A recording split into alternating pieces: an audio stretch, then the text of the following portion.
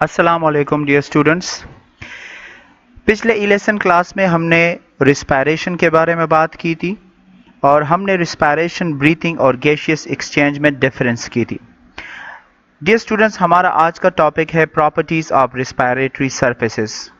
इस टॉपिक के कुछ ऑब्जेक्टिव्स हैं, तो पहले ऑब्जेक्टिव्स के बारे में बात करते हैं। इस टॉपिक का पहला ऑब्जेक्टिव ये है कि आप लोग इस काबिल हो जाएं कि आप लोग रिस्पायरेटरी सरफेस को डिफाइन कर सकें, और इसका दूसरा ऑब्जेक्टिव ये है कि आप लोग रिस्पायरेटरी सरफेस के प्रॉपर्टीज के बारे में जान सकें। तो डियर स्टूडेंट्स, चलें स्टार्ट करते हैं अपना टॉपिक। सबसे पहले हम रिस्पायरेटरी सरफेस को डिफाइन करेंगे। So the surface through which the exchange of gases takes place during respiration is called respiratory surface. हमने पिछले लेसन में बात की थी कि जब हम सांस लेते हैं तो हम एयर को अपने लंग्स में इनहेल कर देते हैं। अब ये एयर लंग्स में कहाँ जाता है? तो ये एयर लंग्स में अल्वेओलाई में जाता है। अब अल्वेओलाई के इर्द गिर्द कैपिलरीज लगी हुई हैं, वो कैपिलरीज उसमें ब्लड फ्लो होता है। तो एक साइड पर कैपिलरीज हैं जिसमें ब्लड है और दूसरी तरफ पर अल्वेओलाई है जिसमें एयर है।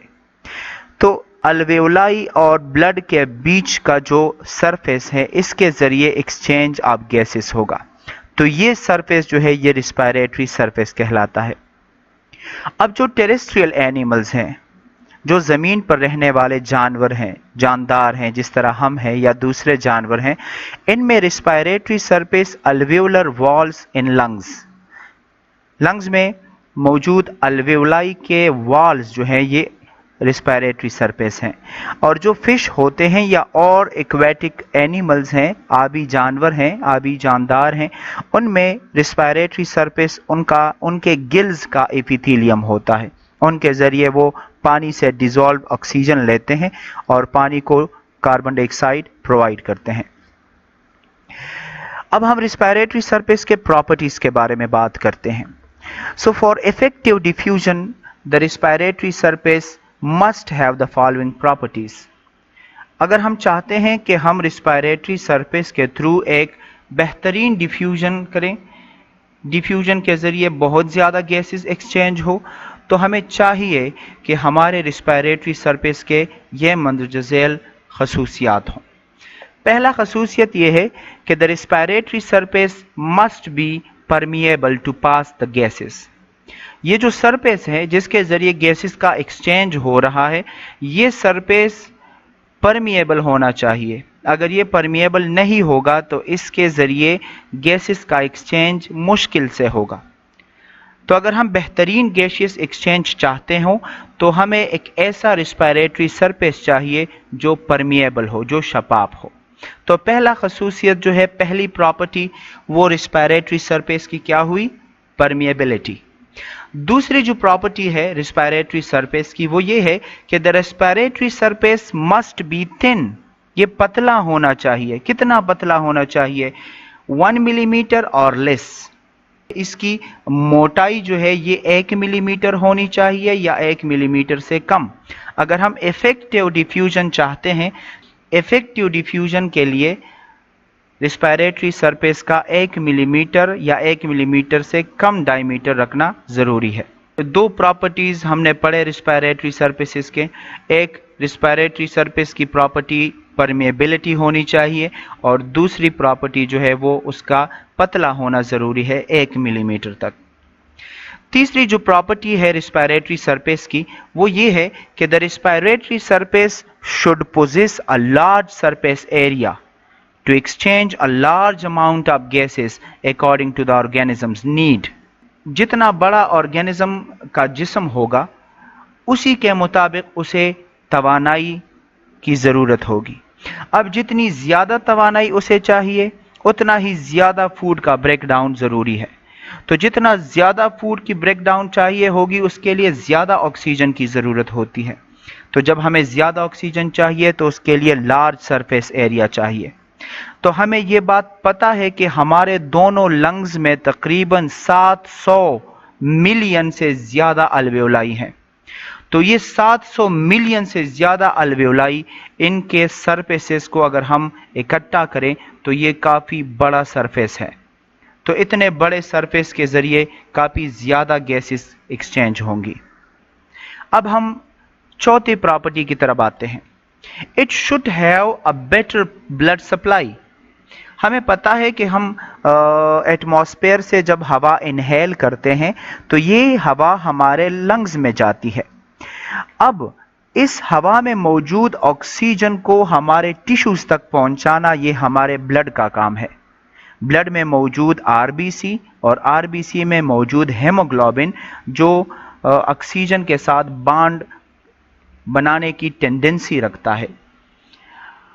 तो ब्लड सप्लाई बेहतरीन होनी चाहिए हमारे रिस्पायरेटरी सरफेस को। अगर रिस्पायरेटरी सरफेस को ज़्यादा ब्लड सप्लाई होगा तो वो ज़्यादा ऑक्सीजन अपने साथ बॉन्ड करेगा और वो ज़्यादा ऑक्सीजन ले जाएगा हमारे टिश्यूज़ को, क्योंकि हमें ज़्यादा तवानाई चाहिए तो उसके लिए ज़्यादा फूड की ब्रेक डाउन होगी और ज़्यादा फूड की ब्रेक डाउन के लिए ज़्यादा ऑक्सीजन चाहिए। तो चौथी प्रॉपर्टी हमारे रिस्पायरेटरी सरफेस की ये हुई कि उसके लिए बेहतरीन ब्लड सप्लाई होनी चाहिए।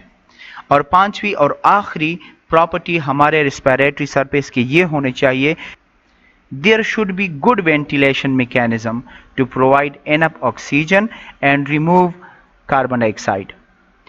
हमें चाहिए कि अगर हम बेहतरीन गैसियस एक्सचेंज चाहते हों तो हमारे रिस्पायरेटरी सरफेस को एक बेहतरीन वेंटिलेशन मैकेनिज्म उसका होना चाहिए।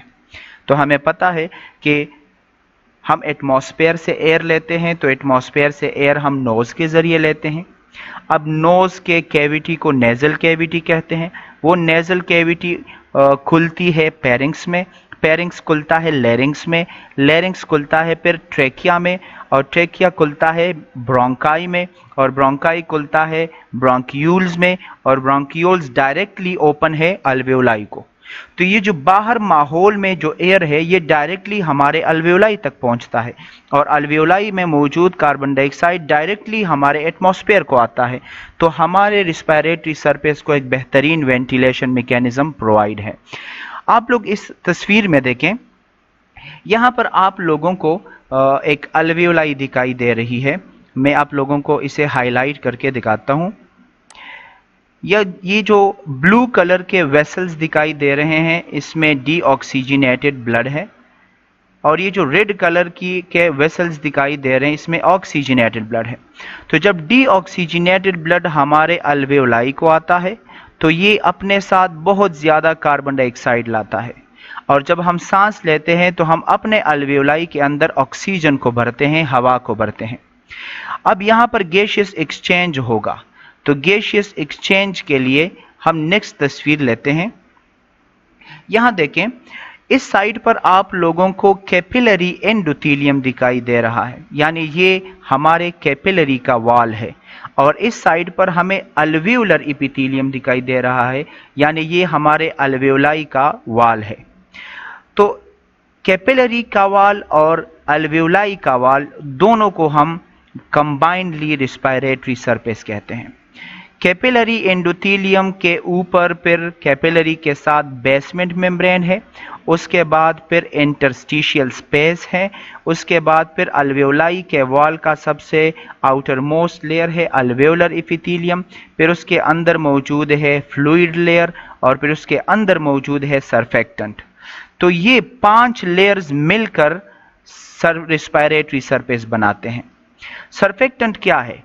आपको पता है कि हमारे ब्लड वेसल्स में ब्लड मौजूद है जो कि लिक्विड मीडियम है, और हमारे एयर में, हमारे लंग्स में, अल्वेओलाई में एयर मौजूद है जो कि गैसियस स्टेट में है। तो एक साइड पर लिक्विड स्टेट है, दूसरे साइड पर गैसियस स्टेट है। अगर इन दोनों के बीच में गैसियस एक्सचेंज करना है तो उसके लिए सरफेक्टेंट लाजमी है। सरफेक्टेंट ऐसे कंपाउंड्स होते हैं जो कि एक साइड पर लिक्विड मीडियम और दूसरे साइड पर गैसियस मीडियम के बीच में गैसियस एक्सचेंज करता है। हम सरफेक्टेंट को कुछ इस तरह से डिफाइन करते हैं कि surfactants are compounds that lower the surface tension between two liquids, between a gas and a liquid, or between a liquid and a solid। तो सर्फेक्टेंट में act as a detergent, wetting agents, emulsifiers, foaming agents and dispersant. इस surfactant का जो नाम रखा गया है ये असल में 3 वर्ड्स हैं। सर्फेक्टेंट का जो सर्फ है ये लिया गया है सरफेस से, इसका जो एक्ट है ये लिया गया है एक्टिव से, और इसका जो एंड का एंट लफ्ज है ये लिया गया है एजेंट से। तो ये सरफेस एक्टिव एजेंट है, यानी ये एक रिस्पायरेटरी सरफेस पर जब मौजूद होगा तो वहां पर एक्टिवली गैसियस एक्सचेंज होगा और दोनों मीडियम्स यानी लिक्विड मीडियम और गैसियस मीडियम के बीच का जो ऑस्मोटिक प्रेशर है वो बरकरार रखेगा। तो डियर स्टूडेंट्स, हमारा जो आज का टॉपिक था उसमें हमने रिस्पायरेटरी सरफेस को डिफाइन किया कि रिस्पायरेटरी सरफेस वो सरफेस होता है जिसके जरिए गैसों का तबादला होता है। फिर हमने रिस्पायरेटरी सरफेस के प्रॉपर्टीज के बारे में बात की। हमने कहा कि रिस्पायरेटरी सरफेस के 5 प्रॉपर्टीज हैं। पहली प्रॉपर्टी ये है कि ये परमिएबल होना चाहिए। दूसरी प्रॉपर्टी ये है कि ये थिन यानी पतला होना चाहिए, तकरीबन 1 मिलीमीटर तक। तीसरी प्रॉपर्टी ये है कि इसका सरफेस एरिया काफ़ी ज़्यादा होना चाहिए। चौथी प्रॉपर्टी ये हुई कि इसे बेहतरीन ब्लड सप्लाई मुहैया होनी चाहिए। और 5वां और लास्ट प्रॉपर्टी ये है कि इसे बेहतरीन वेंटिलेशन सिस्टम होना चाहिए। तो डियर स्टूडेंट्स, हमारा आज का टॉपिक ख़त्म हुआ। इंशाअल्लाह हम अपने आने वाले लेसन में ह्यूमन रिस्पायरेटरी सिस्टम के बारे में बात करेंगे। शुक्रिया।